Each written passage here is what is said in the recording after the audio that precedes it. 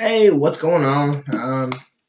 Today I'm going to go over something I'm super excited about. One of my favorite openings is white, the London system. This is a really good, solid opening for building up your center, a really strong center, getting out your pieces for a good, strong attack. And you don't have to think too much about theory and memorizing lines like in the Sicilian defense where if he goes here, I have to go here. A lot of this is just building up a system that you're going to use universally. This works pretty much against almost anything black can throw at you. You can bring out this opening. It can be very deadly with all the different attacks you have and lines you have from your bishops and knights coming into it. So we'll go ahead and get into it. First is d4. It's a d4 opening, which obviously, if you know me, I'm a d4 player.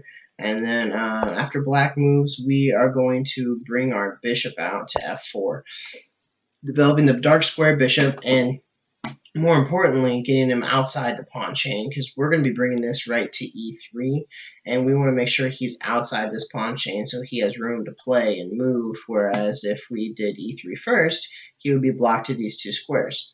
So after black moves, we're going to go ahead and move our knight out, and the knight is this kind of signifies the London defense. At this point, black's going to know you're playing the London, and the knight's here just to develop like a normal. You want your knight on f3, and it's protecting the square quite well. And then we're going to bring that pawn up like we talked about. Kind of just defending this, bringing out the white bishop, and after black moves, the knight's going to come here instead of c3 because we're going to want our pawn on c3. So the knight's here defending this other knight, and it's also defending these squares, and it's just a good central position. It can pop out and go wherever it wants. The knight is going to be very happy on both these squares. Both our knights are, because this is a nice little outpost for us if we choose to do so later. And then we're going to go ahead and bring this up. The last part of the London defense, our center opening here, is just bringing the bishop out to d3 or e2, depending on how black reacts or what you want to do. Sometimes instead of, sometimes let's just say the white bishop's going to be here, so it doesn't make sense to bring your white bishop to d3. Instead, you're just going to come to e2. So this signifies the London defense with your strong center here. This triangle here of pawns, this pawn structure is very important. Black will try to break it up, but that's fine, So this pawn structure is very important for us. The knights and the bishop on the outside of this pawn chain. This all signifies the London defense. As you can see, we've got good bishop lines. Our bishops aren't hindered by any of our own pawns.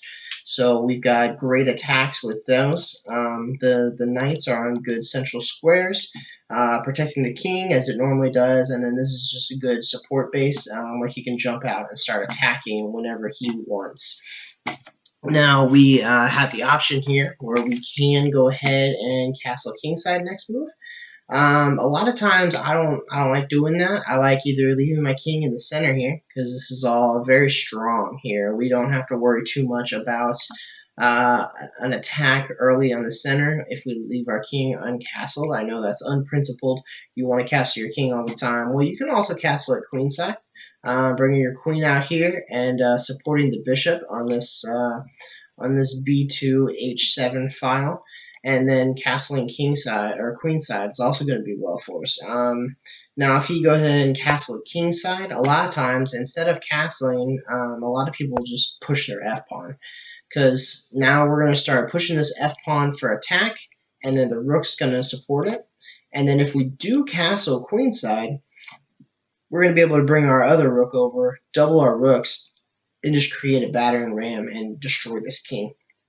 I can't tell you how many times I've done really well just not castling or castling queenside and throwing everything, pawn storm at the king.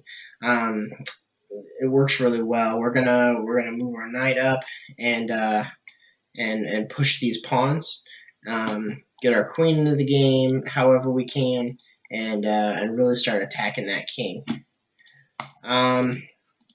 Now, also, a lot of times you'll see them try to undermine your pawn structure here, knowing that you're playing the London, and they'll come out and just try to attack our pawn structure. We're not going to go ahead and take this. We're going to go ahead and keep developing and just ignore this. They can come here if they want, and we'll just do that. They'll waste a pawn move. It's no big deal.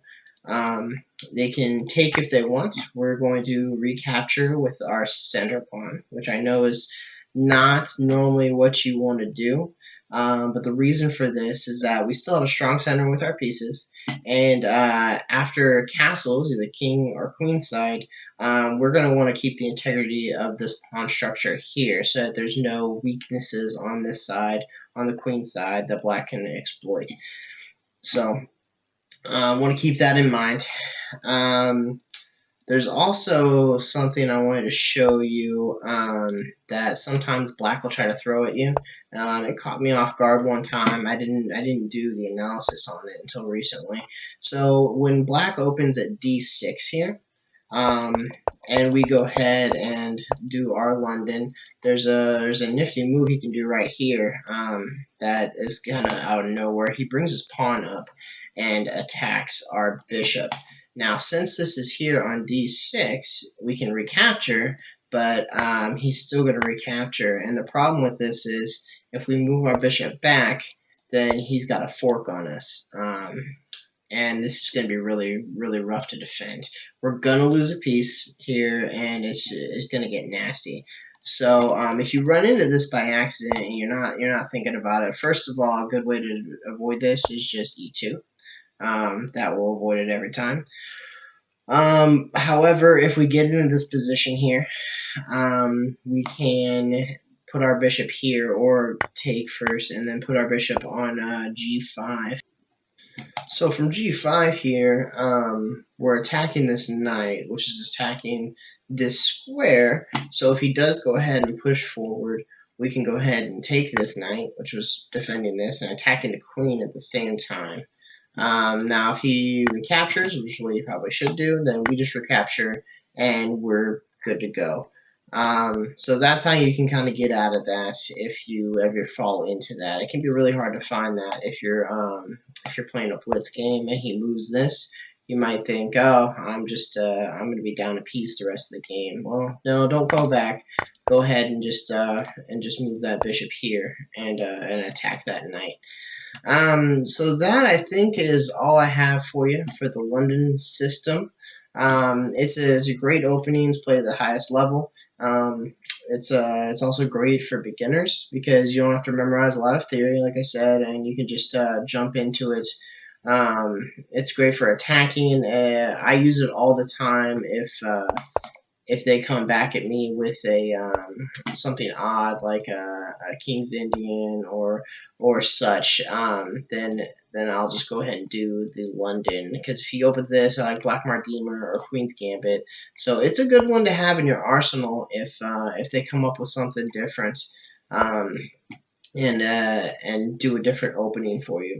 It's a good one to have ready to play. So let me know what you think. You guys played London? Like, subscribe, and let me know what you thought about the London system in general. Thanks.